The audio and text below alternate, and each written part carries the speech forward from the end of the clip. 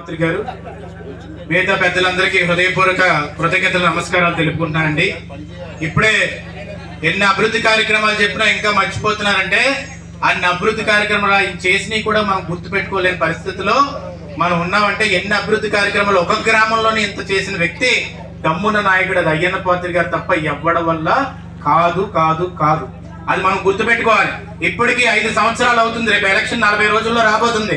వస్తుంటే ఇప్పుడు సగం రోడ్లు ఎక్కడెక్కడ వేసేసి నేను సంబరాలు చేసుకోండి పండగలు చేసుకోండి అని చెప్తున్నాడు.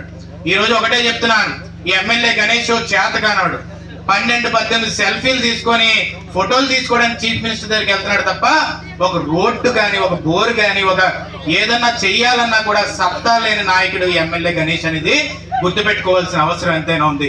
ఈ రోజు ఒకటే గుర్తుపెట్టుకోవాలి, లచ్చనపాలెంకి ఇది చేసాం కాబట్టి మాకు ఓటేయండి అని చెప్పి ఇక్కడ అయ్యన్న పాత్ర